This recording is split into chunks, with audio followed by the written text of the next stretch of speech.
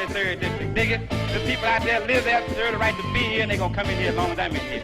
My role as a leader is to get something if I can do it, and be beat to death if I can do it. If I'm going to be beat to death, I might as well get something for it. Marion was one of us, marching, picketing, protesting, freedom riding and risk-taking young man who had that fire.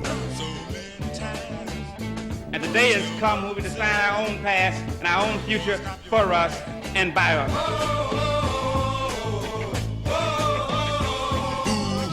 He had the potential to be Martin Luther King's successor, a leading political figure of our era.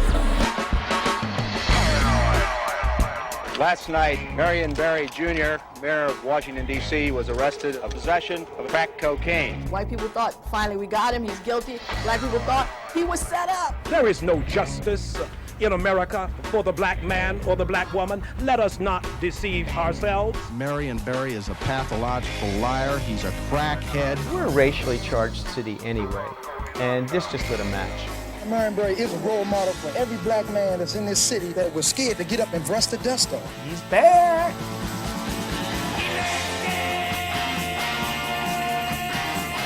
You'd say, oh no, that really didn't happen. But it did happen. If Marion Barry can do it, our entire city can get up off its knees and rise up and believe in itself again and do for itself again and bring us out of where we are now again.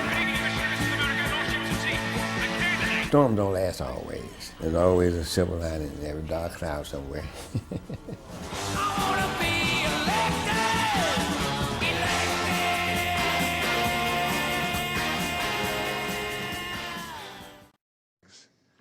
Today I wish to speak about personal traits we call virtues. Virtue traits form the foundation of a Christian life and are the outward manifestation of the inner man.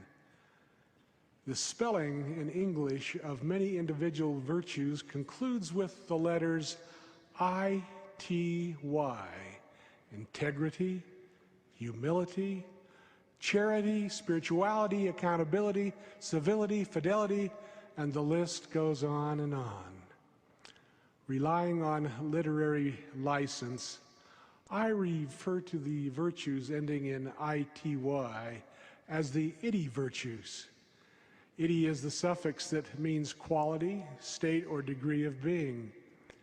We need only look around to see what is taking place in our communities to realize that personal traits of virtue are in steep decline, reflecting on the behavior of drivers on crowded highways.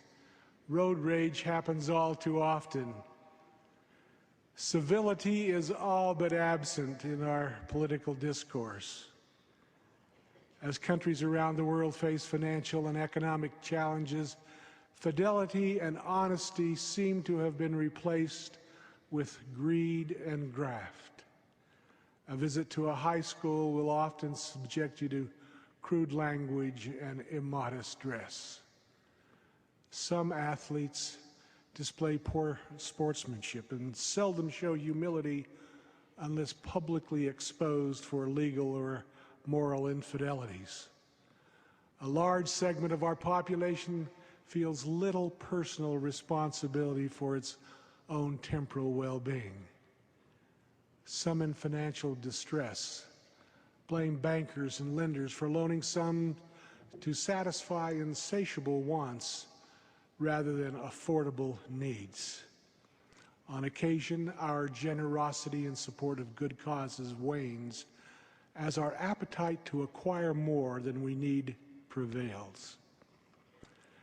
Brothers and sisters, we need not be a part of the virtue malaise that is penetrating and infecting society. If we follow the world and abandon Christian-centered virtues, the consequences will be disastrous. Individual faith and fidelity, which have eternal consequences, will diminish. Family solidarity and spirituality will be adversely impacted. Religious influence in society will be lessened. And the rule of law will be challenged and perhaps even set aside. The seedbed for all that plagues the natural man will have been planted to the sheer delight of Satan. We need to stand tall and be firmly fixed in perpetuating Christ-like virtues, even the itty virtues in our everyday lives. Teaching virtuous traits begins in the home with parents who care and set the example. A good parental example encourages emulation. A poor example gives license to disregard and even expand. A hypocritical example destroys credibility.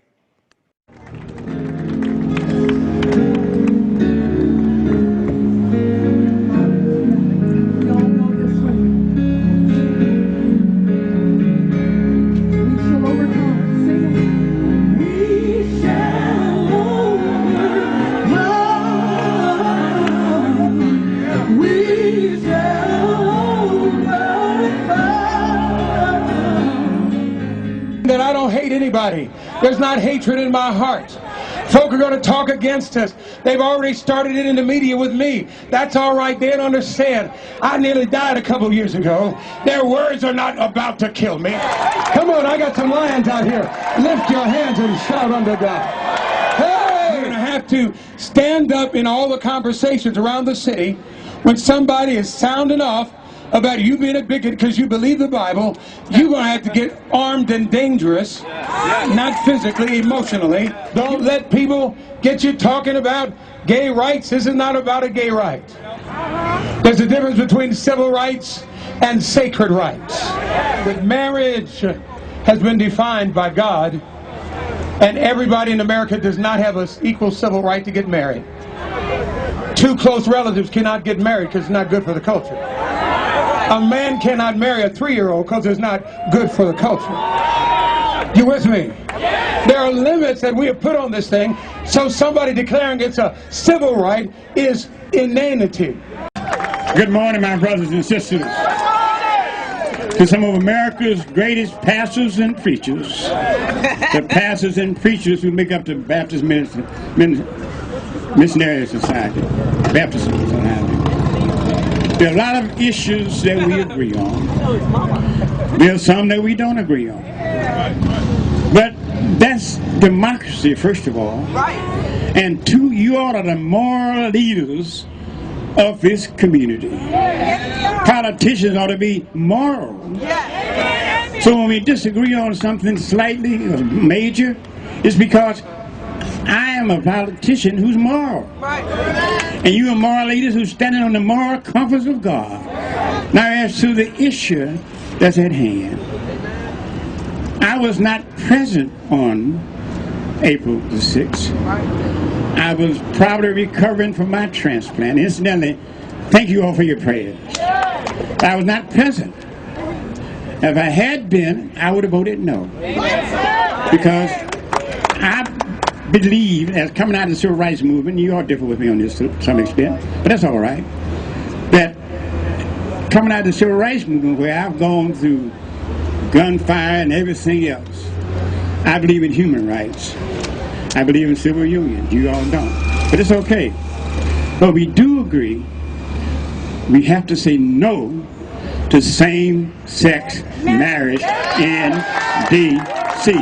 Same-sex marriage in D.C. Say no to same-sex marriage in D.C. Say no to same-sex marriage in D.C. Now you can't just talk about it, brothers. You got to work for it. You got to go across the street and walk the halls of the city council, confront all 12 of them, eye to eye, eye to eye, morality against immorality, and so finally say no to same-sex marriage in D.C.